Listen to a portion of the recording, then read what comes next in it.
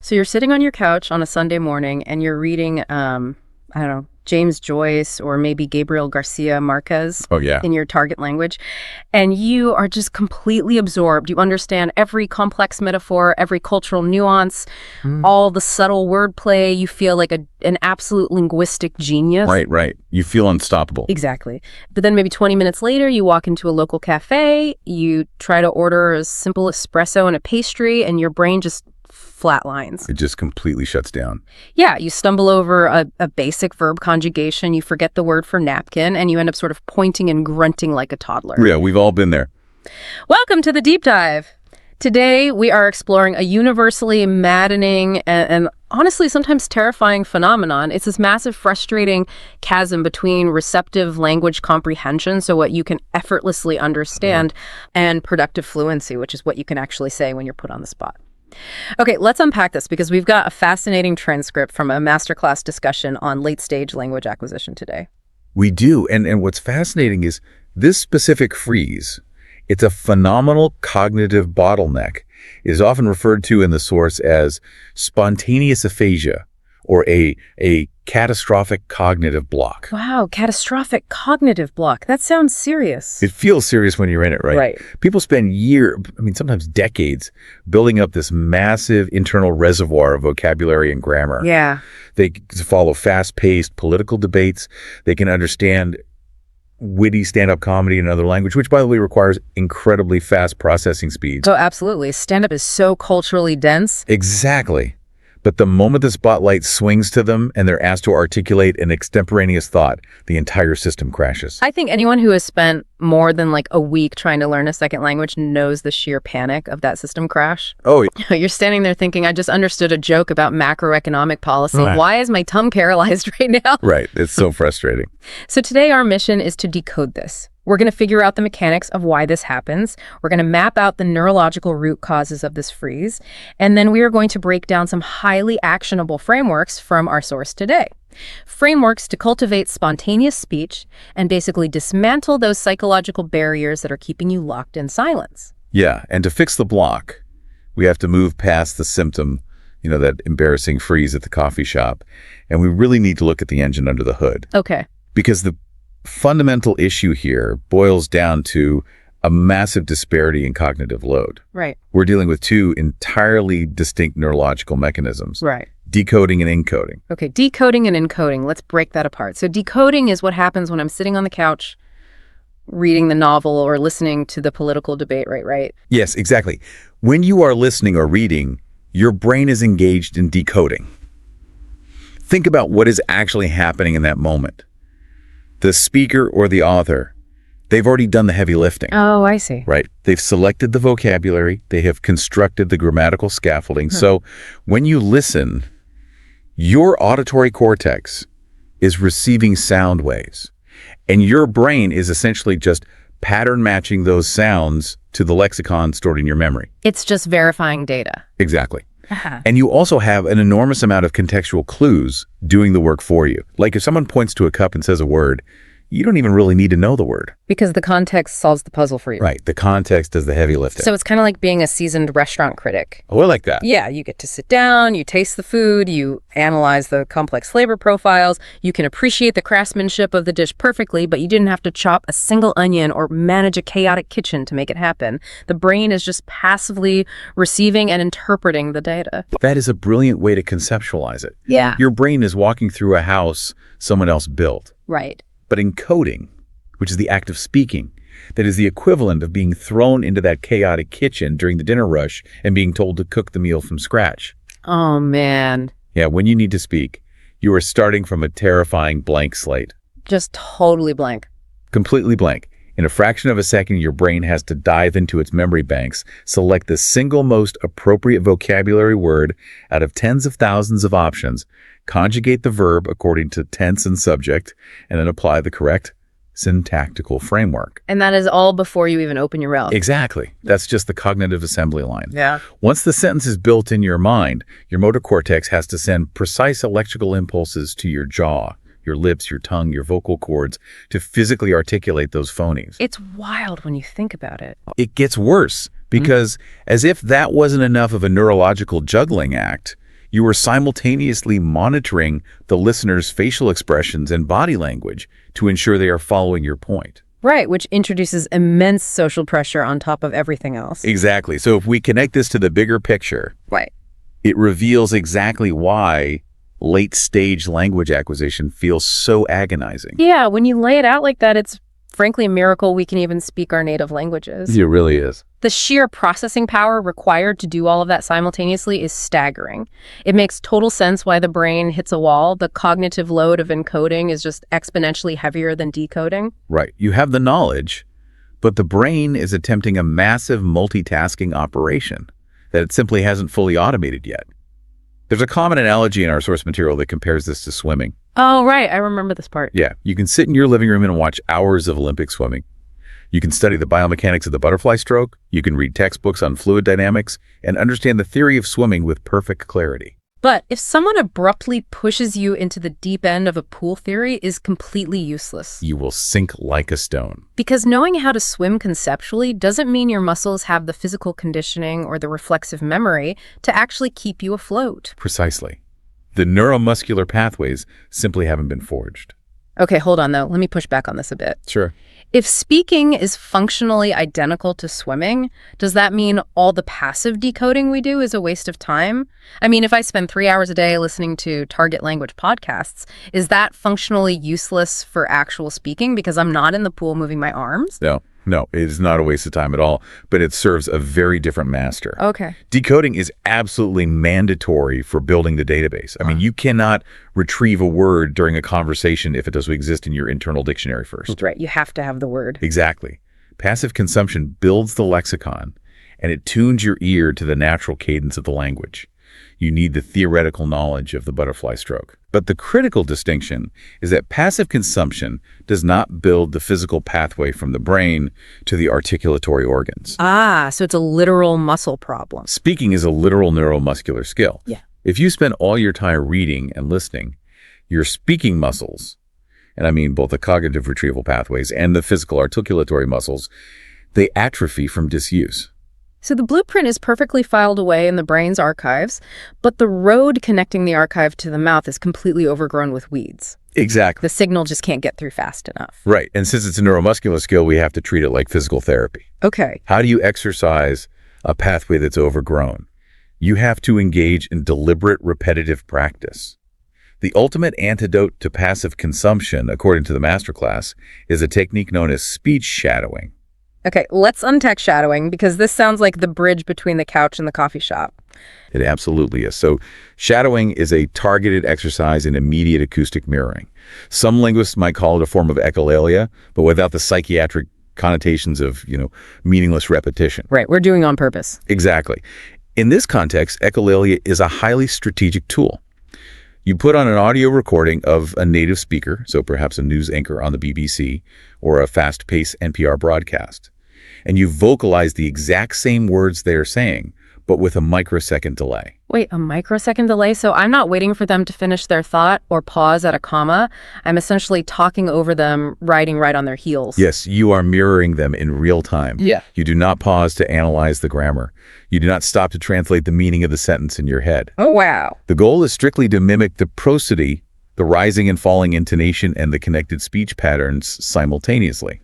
Simultaneous interpreters actually use this grueling technique constantly to build an automatic physical reflex. Let's ground this for the listener with a concrete example from the source material. Imagine the anchor on the broadcast drops a dense, heavy sentence like, despite the overwhelming empirical evidence, the committee remains staunchly opposed to the infrastructural overhaul. That's a mouthful. It really is. So if I am shadowing this, I am forcing my jaw and my tongue to navigate all those complex consonant clusters like infrastructural overhaul fluidly without stopping to think about the dictionary definition of infrastructure. Exactly. And by doing that, you bypass the analytical overthinking part of your brain entirely. Because there's no time to think. Right. There's no time. You are directly training the motor cortex and the articulatory organs. Yeah. Think about it. One of the biggest telltale signs of a non-native speaker is a robotic staccato rhythm. Yeah, they speak word by word. because they are retrieving and translating each unit individually. Shadowing physically forces your mouth to internalize the natural fluid rhythm of connected speech. You navigate the consonant clusters and the vowel reductions naturally. Okay, I understand the physical conditioning aspect. It's like doing scales on a piano until your fingers just know where the keys are. But let me play devil's advocate here. Go for it. If I am just blindly mimicking an NPR host with a microsecond delay, aren't I just becoming a very advanced parrot? A parrot, yeah. I mean, I'm not generating my own thoughts. How does acoustic mirroring help me when I'm back in the cafe and I actually need to formulate my own unique original sentence to order my coffee? And that is the crucial pivot here. Shadowing does not teach you what to say. Okay. It solves the cognitive load crisis we discussed earlier. Oh. Think back to the kitchen during the dinner rush. Right. If your mouth already possesses the physical muscle memory to navigate those complex vowel reductions and consonant clusters of the target language, you no longer have to spend your precious cognitive bandwidth figuring out how to physically move your tongue. Ah, so it takes the mechanical friction out of the equation. Completely. Because the physical execution is automated, your cognitive engine is suddenly freed up. All that processing power that used to be wasted on pronunciation can now be entirely dedicated to generating your own unique ideas, selecting the right vocabulary, monitoring the conversation. You are essentially upgrading your brain's RAM. Yes. You automate the hardware so the software can run faster. That is the exact mechanism at play. Okay, so shadowing trains the physical articulatory muscles.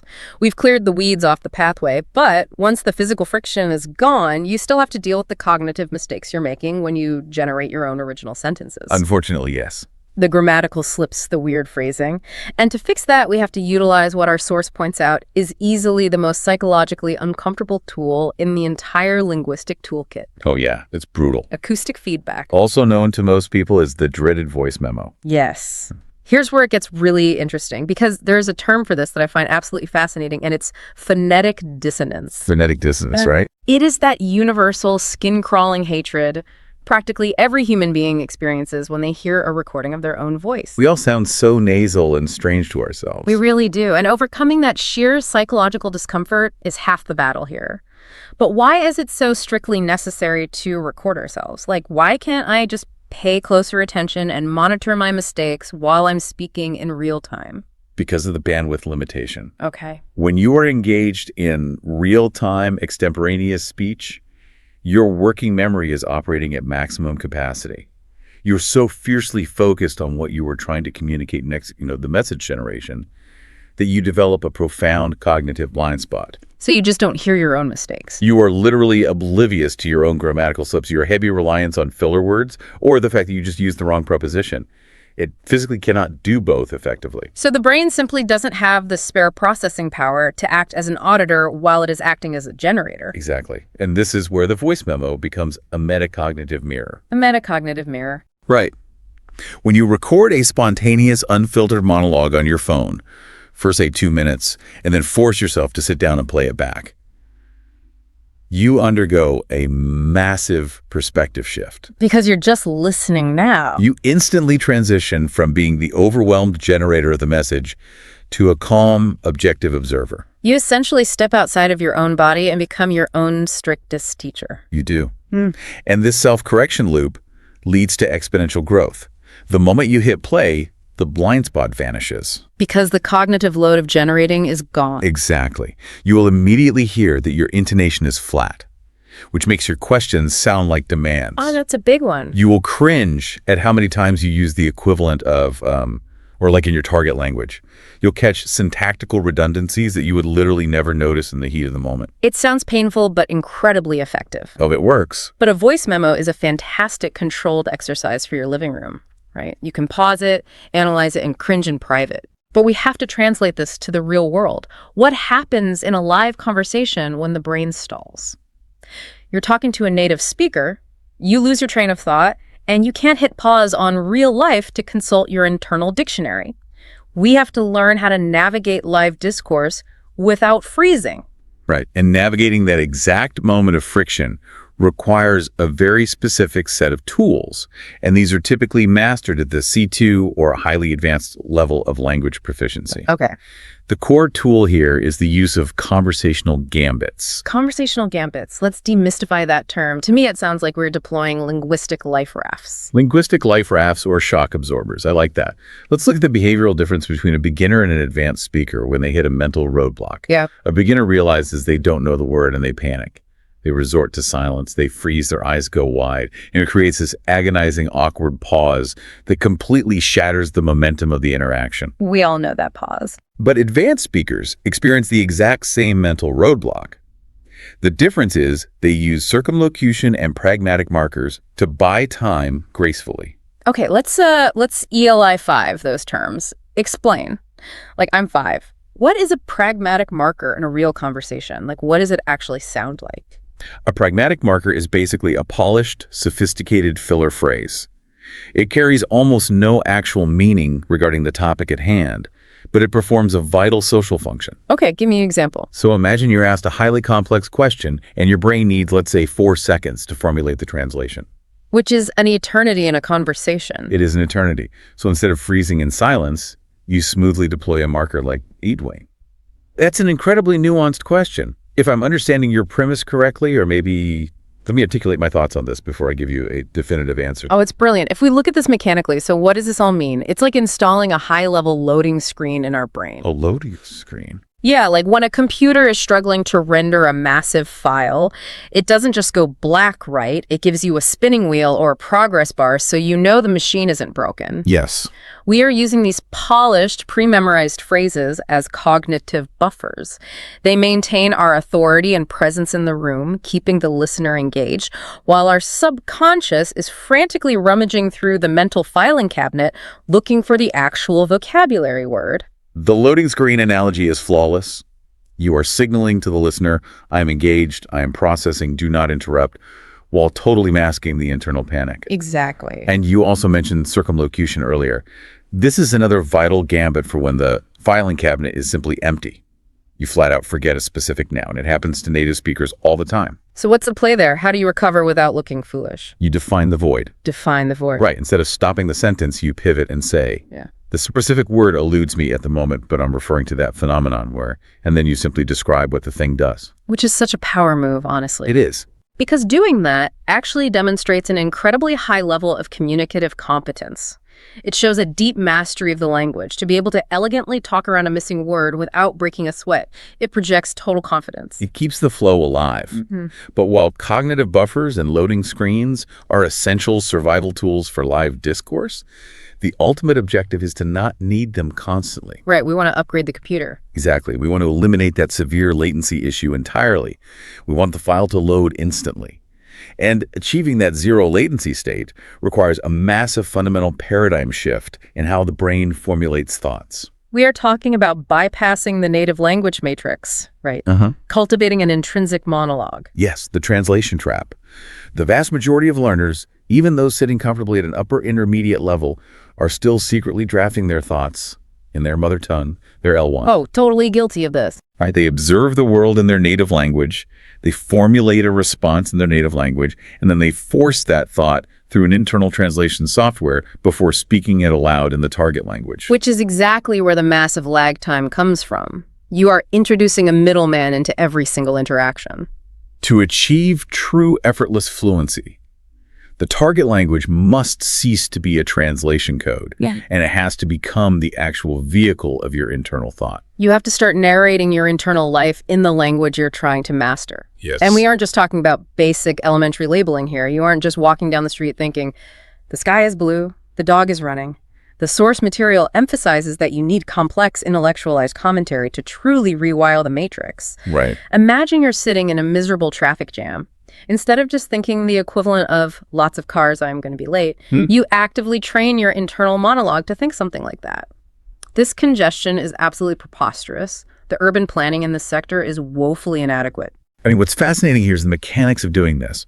If you forcefully internalize this habit of intellectualizing your immediate surroundings in the target language, something incredible happens to your neuroplasticity. The brain physically changes. Spontaneous speech eventually ceases to be a performance. It becomes a seamless, immediate extension of your thoughts. You surgically remove the middleman. The thought originates in the target language, therefore, the speech emerges instantly in the target language. Okay, hold on. Let's look at the reality of this, though. Sure. Narrating a traffic jam in my head like a Victorian novelist sounds incredibly exhausting. It is. I mean, most people can barely keep up with their internal monologue in their native language on a sleepy Monday morning. Is this kind of intense, constant mental translation actually practical? Like, is it sustainable for a normal person with a job and a life? Well, the short answer is no. It is exhausting, and it's not meant to be sustained 24 hours a day. Okay, good. You are not expected to be a Victorian novelist all day long. The purpose of this exercise is to aggressively break the ingrained habit of translating. Oh, so it's a conditioning drill. Exactly. It's about taking 30 seconds here or 2 minutes there to force the brain to live actively in the target language. Over time, those short bursts of intense cognitive effort rewire the neural pathways. I see. You are teaching your brain that this new language is not just a secondary puzzle to be solved, but a primary valid tool for original thought. You have to force the brain to stop treating the language like a tourist on a 2-week vacation and start treating it like a permanent resident. You're building a new home for your consciousness. Yeah. But here is the critical juncture. Okay. Even if you do everything right, even if you build the physical muscle memory through shadowing, you develop intense metacognitive awareness with voice memos, and you successfully cultivate that intrinsic monologue, there is still one massive invisible blockade that can crash the entire system instantly. The psychological blockade. The fear factor. Right. We have to look at Stephen Krashen's effective filter hypothesis. Right. This is a foundational concept in linguistics. The effective filter is the idea that negative emotional variables, so anxiety, fear, self-doubt, embarrassment, they don't just make you feel nervous.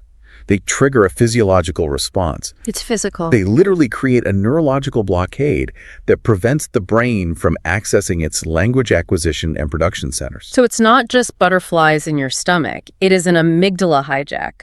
When you feel threatened or stupid, the brain physically shuts the gates to the prefrontal cortex where your vocabulary is stored. It restricts access to the very tools you need to speak. And what is profoundly interesting is that this blockade is especially severe in highly intelligent, highly educated adults. Really? Why is that? You'd think educated adults would have the discipline to push through it. Well, it's precisely because of their education and their established identities. An intelligent adult is used to sounding competent, articulate, and authoritative in their native language. Right. They have status. They are respected. So when they try to speak a new language, they are suddenly stripped of that sophisticated vocabulary. They are reduced to expressing themselves like a toddler. Oh, that makes so much sense. They fear losing face. They hate feeling inept. So when they make a grammatical error, they don't view it as a simple mechanical slip. They view it as an indictment of their intellect. They feel profound shame. Yes. And that shame triggers the affective filter, which locks down the brain, which causes them to make more mistakes, creating this vicious silent cycle. It's a self-fulfilling prophecy. It's such a tragedy because that entire perception is based on a massive fallacy. Native speakers are not perfect. No, not at all. If you transcribe a casual conversation between two highly educated native speakers, you will see that they constantly misspeak. They use malapropisms, they lose their train of thought, they stumble over words, they dangle their modifiers. True fluency is not the sterile absence of errors. Not even close. Fluency is the ability to recover from those errors with grace, humor, and an unshakable confidence. Which brings us to a rather profound realization about language learning. It suggests that vulnerability is a mandatory, non-negotiable prerequisite for advanced spoken mastery. Wow. You simply cannot achieve fluency without being completely willing to sound foolish on the journey there. We have to completely reframe how we view linguistic failure. Yes. A mistake is not a failure. Dropping a verb ending or using the wrong gender for a noun is not a moral failing or a sign of stupidity. It is a critical data point. Exactly. It is simply your linguistic system testing a hypothesis, receiving feedback, and recalibrating itself. Embracing the vulnerability of the spoken word is what dismantles the effective filter. When you stop fearing the mistake, the brain stops locking down the vocabulary. All right, we've journeyed through some incredibly deep physiological, cognitive, and psychological territory today. We've looked at the neuromuscular mechanics of shadowing the metacognitive mirror of voice memos, the conversational gambits for live discourse, and the psychological warfare of the effective filter. It's a lot to process. It is. So let's synthesize all of this into something highly practical, a tool our listeners can actually use tomorrow morning. Let's break down the 5-minute mastery protocol outlined in the source. Okay, so the foundational premise of this protocol is rooted in neuroplasticity. Consistency trumps intensity. Right. 5 minutes of hyper-focused, deliberate cognitive engagement every single day will yield infinitely better structural changes in the brain than a passive 2-hour study binge on a Sunday afternoon. So we are talking about 1 minute per step for 5 steps. Let's walk through the friction and the mechanics of each minute. Step 1 is an extemporaneous warm-up. Right. You set a timer for 60 seconds. You pick a random abstract topic, like, let's say, the impact of artificial intelligence on modern art. And you speak out loud without stopping, without filtering, and crucially, without translating. And the friction here is immense because you are confronting the blank slate of encoding immediately. You're jumping right into the deep end. By forcing yourself to speak on an abstract topic for 60 seconds, you are activating that intrinsic monologue. You are demanding that your brain generate original ideas directly in the target language. It jumpstarts the cognitive engine. It shakes the rust off. Then we move immediately to step 2, which is 1 minute of high-speed shadowing. Okay, so you put on a dense native broadcast and you shadow the presenter, mirroring their speed, their prosody, and articulation with that microsecond delay we talked about. So now you are shifting from cognitive generation to neuromuscular conditioning. Right, the friction here is physical exhaustion. You are forcing your articulatory organs to move at native speeds, navigating complex consonant clusters and building the muscle memory that will eventually free up your cognitive bandwidth. Step 3 is 1 minute of summary. You read a complex, dense paragraph from an article, and then you immediately summarize its core thesis out loud using your own vocabulary. This step brilliantly bridges the gap between decoding and encoding.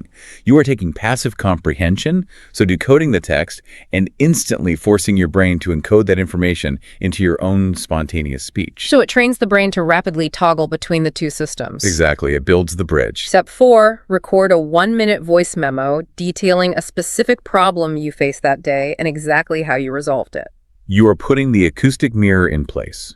You're generating a natural narrative structure while recording the evidence of your fluency. And finally, step 5, you sit down, you play back that exact 1-minute voice memo, and you identify just one thing. Just one. One syntactical improvement, one dropped verb, or one higher tier vocabulary word you could have utilized instead of a basic one. Just one point of calibration for tomorrow. If you analyze the mechanics of this 5-minute protocol, Okay. It is an absolute masterclass in efficiency. It really is. It seamlessly integrates every single framework we've discussed today. It provides the neuromuscular training through shadowing. It activates metacognitive monitoring through the voice memo playback.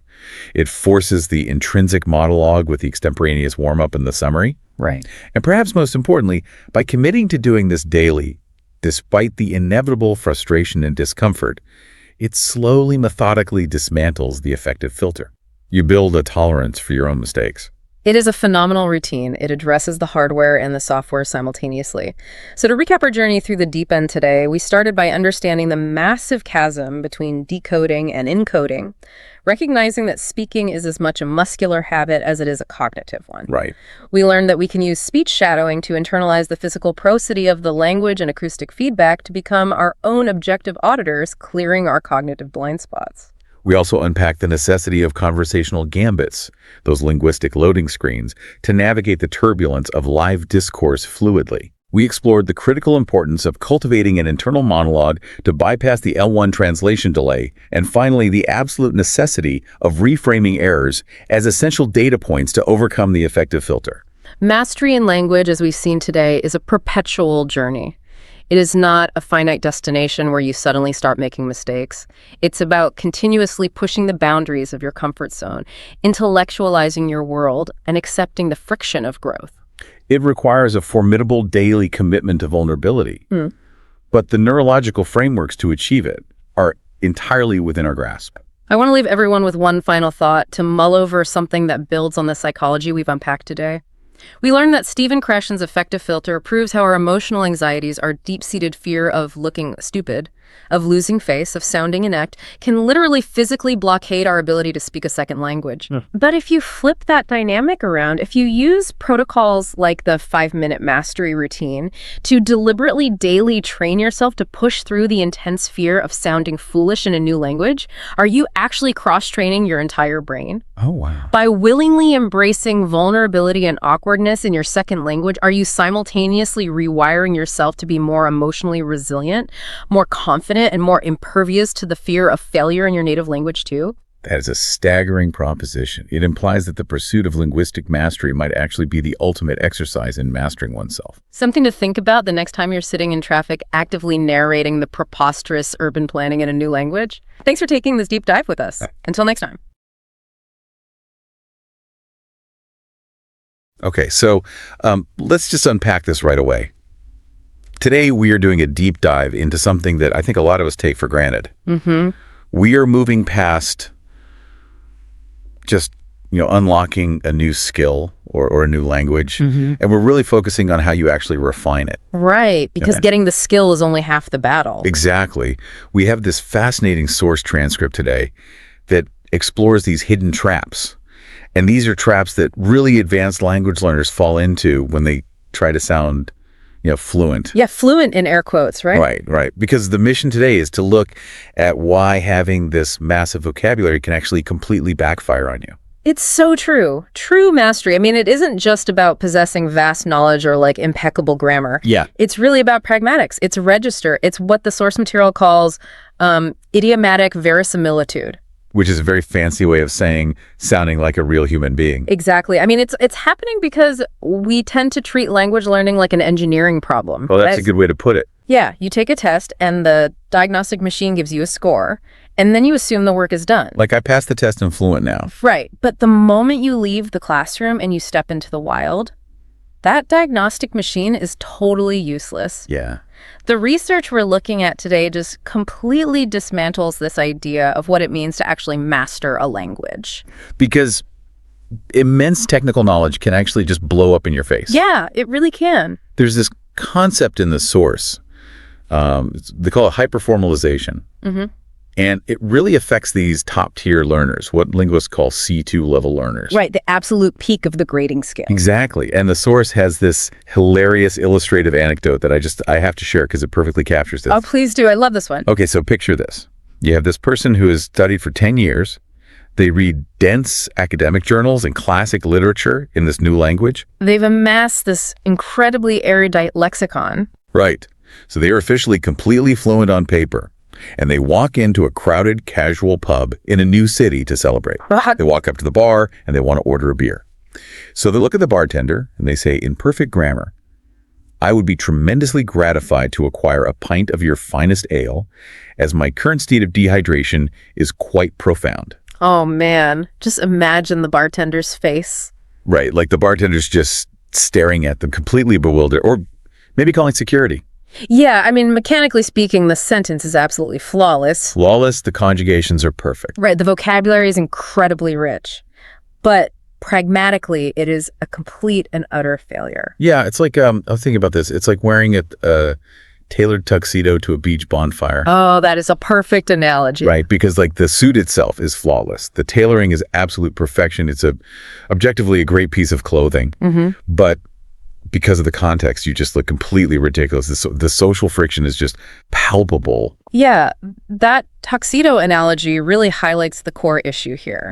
Because true linguistic mastery requires you to realize that you don't wear the tuxedo everywhere. You can't. You look insane. Right. You have to develop what linguists call sociolinguistic agility. Sociolinguistic agility. Yeah, you have to become a linguistic chameleon, basically.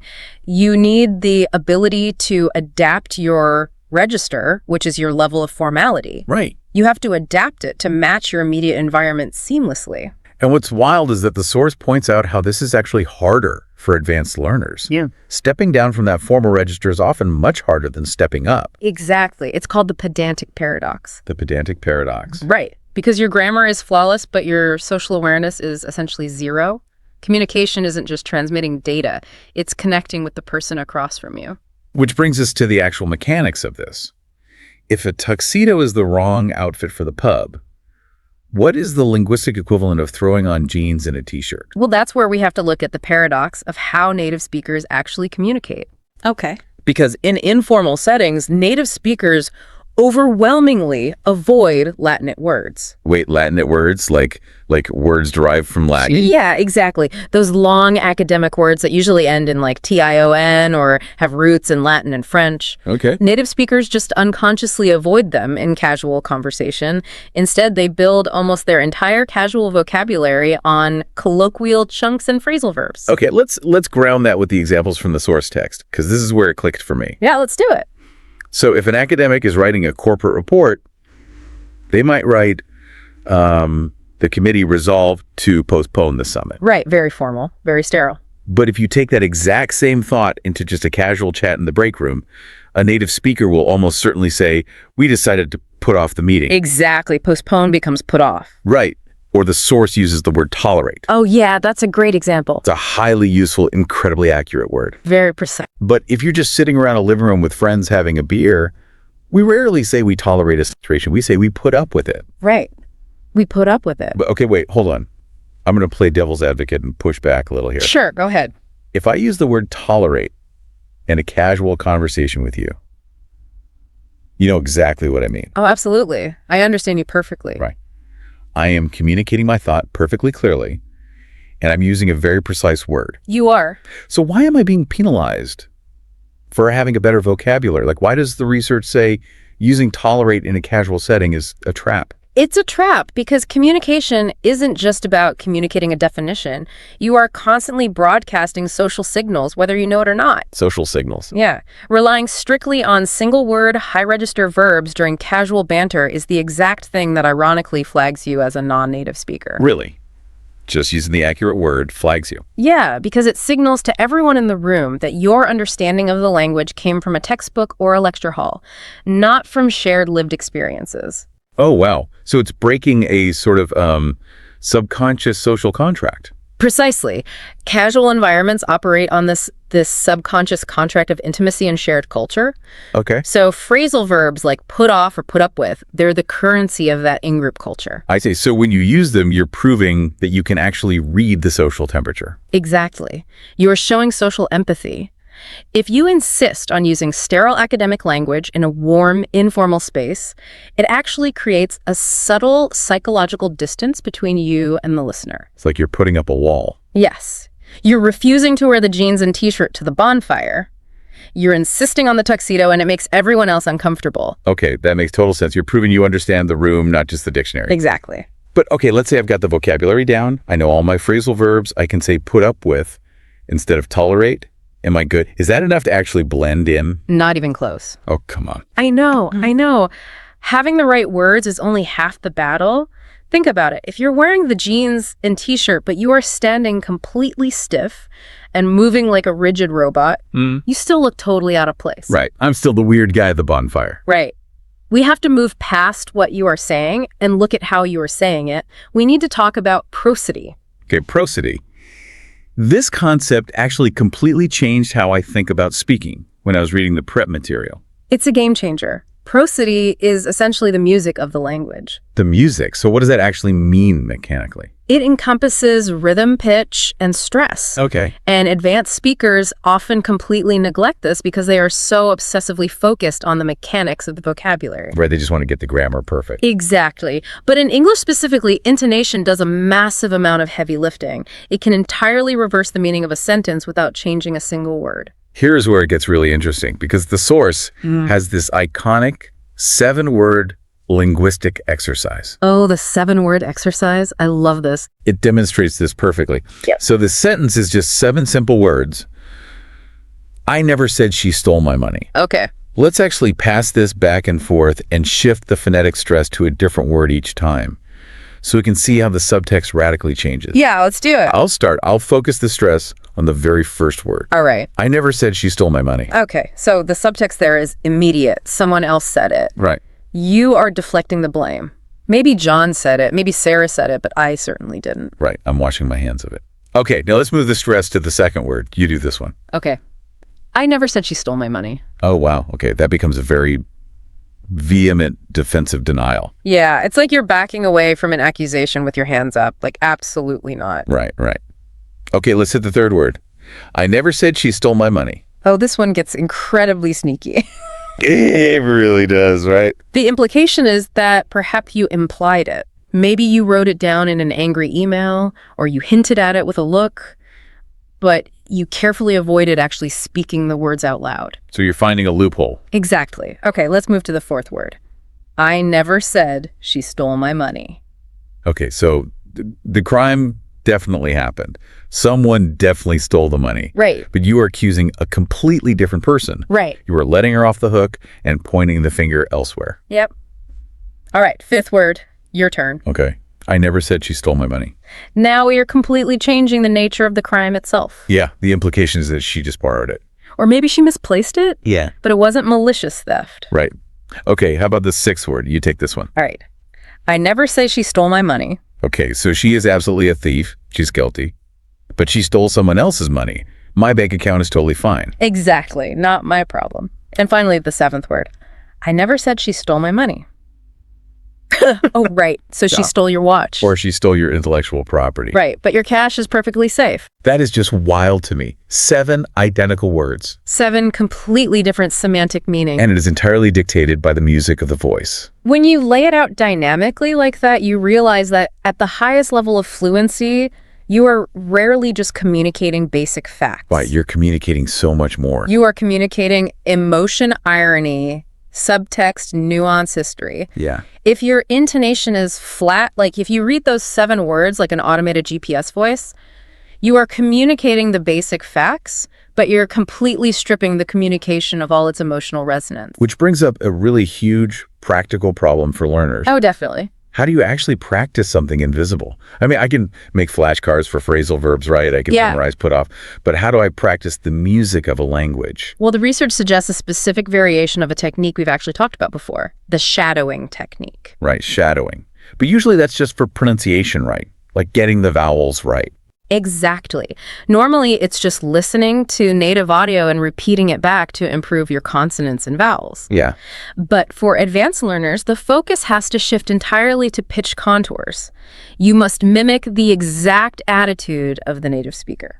So it's not just the sounds, it's the vibe. Exactly. So if you are watching a movie and an actor delivers a line with a heavy, sarcastic lilt, you can't just repeat the words in a neutral, pleasant voice. Oh, you have to actually lean into the sarcasm. You have to force your own vocal cords to adopt that exact same sarcastic lilt. If the original speaker sounds exasperated, you must sound exasperated. Wow. You are training your nervous system to play the emotional music of the language. To be honest, that actually sounds incredibly uncomfortable. It is. It really is. Because I imagine there is a massive psychological barrier there, almost like imposter syndrome. Oh, absolutely. You might feel like you're doing a caricature or like you're mocking the culture by adopting their exact tone. It feels performative. That discomfort is very, very real. It feels deeply unnatural to adopt the emotional posture of another culture, especially one that expresses emotion differently than your own. Right. But you have to push through that feeling of sounding fake to eventually sound authentic. You are essentially building muscle memory for empathy. Muscle memory for empathy. I love that phrase because you're stepping into their emotional sheath. Exactly. Okay, so we've got the vocabulary right. We know we need to drop the tuxedo. We're using phrasal verbs. Yep. We have the emotional music of the pitch. We are shadowing the prosody and leaning into the discomfort. Right. But the source outlines a final piece to this fluency puzzle. Because how do we string all these nuanced, perfectly pitched thoughts together without sounding disjointed? This is where we move into what the source calls the architectural elegance of the language. Architectural elegance. Yeah. We are talking about high-level discourse markers. Okay, that term sounds like it belongs right back in a boring textbook. I know it sounds very dry, but the reality is we use these markers every single day to navigate conversations. Okay, so what are they exactly? Think of discourse markers as the transitional phrases. They are the connective tissue of your arguments. Like conjunctions. Kind of.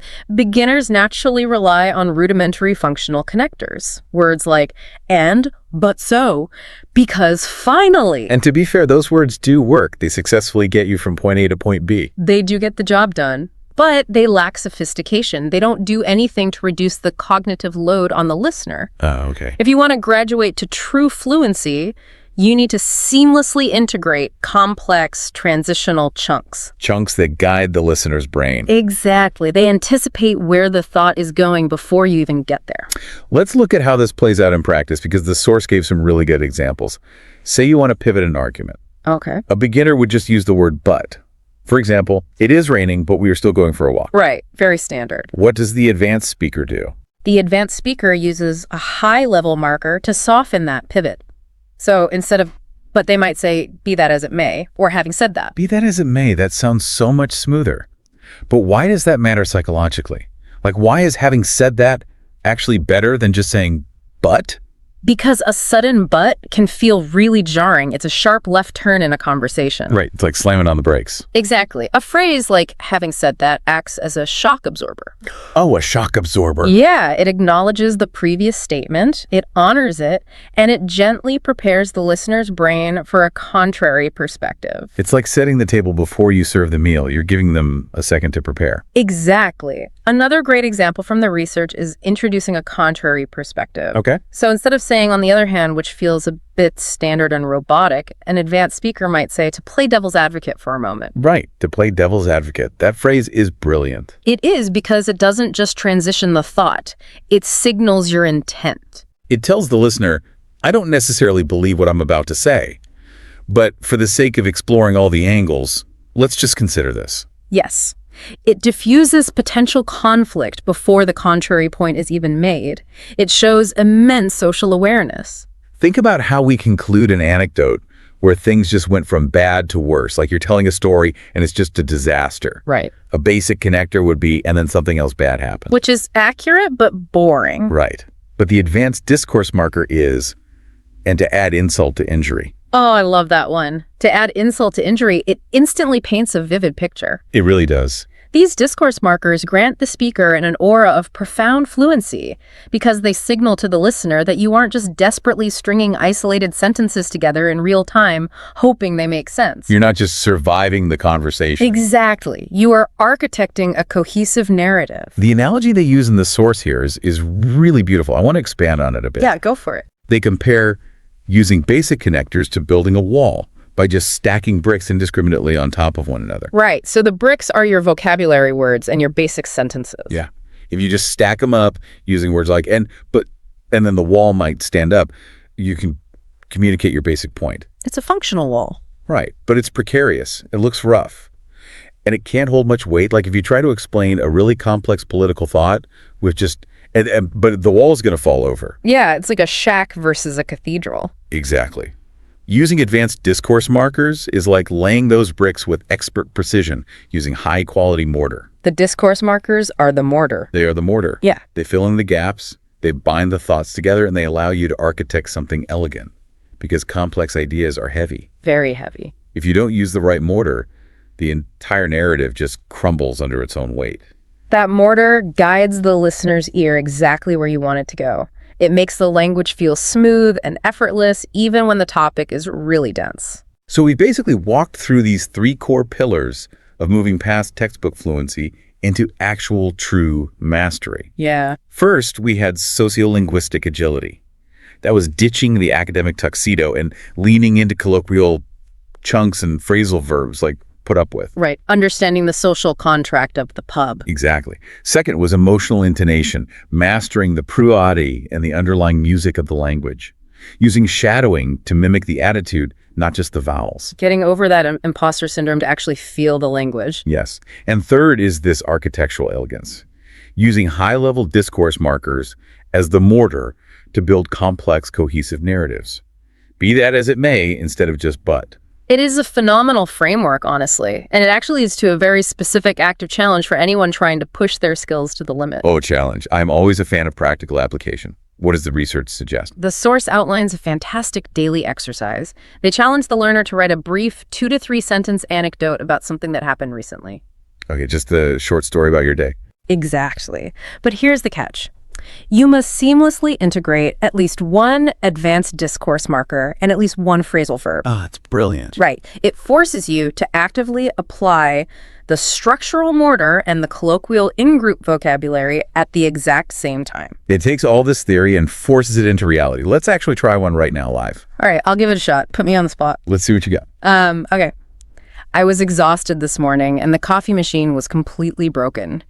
To add insult to injury, I had to put up with terrible traffic on the way to the office. Perfect. That was perfect. Thank you, thank you. You used the high-level marker to transition the thought right, to add insult to injury, Yeah. and then you use the phrasal verb put up with to keep the tone casual and native. It feels completely natural. It does. But, stepping back and looking at this entire process, Yeah. the necessity of perfectly mimicking the sarcasm, adopting the exact colloquialism sounding exactly like a native speaker in every conceivable context. Like the whole chameleon thing. Exactly. This raises a really profound question at the end of the source text. Where are you going with this? Well, if ultimate linguistic mastery requires becoming a complete chameleon, right? Perfectly adopting the pitch, the slang, and the cultural posture of a native speaker, Yeah. at what point do you lose your own unique cultural voice? Wow. Okay, that is a deep tension.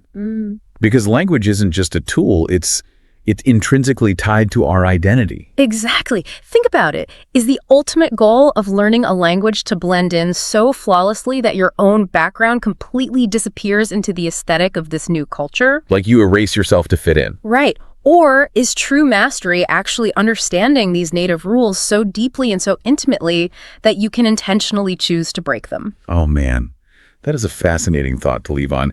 Can you master the rules just so you have the freedom to bend them without sounding ignorant? Exactly. Breaking the rules by choice rather than by accident. It brings us right back to the beginning of the deep dive. When you're a beginner, you want the diagnostic machine. You crave it. You want the binary comfort of a perfect test score.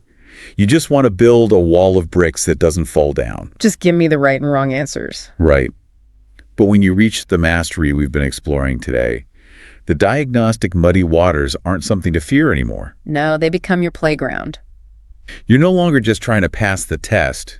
You're the one deciding whether to wear the tuxedo, how to play the music, and what kind of architecture you want to leave behind. Beautifully said. You own the language, it doesn't own you. Exactly. Well, this has been an incredibly eye-opening deep dive. For everyone listening out there, try that 2-sentence challenge today Yeah, use that mortar. and ask yourself if you're willing to take off the tuxedo. Thanks for joining us on this deep dive, and we will catch you next time.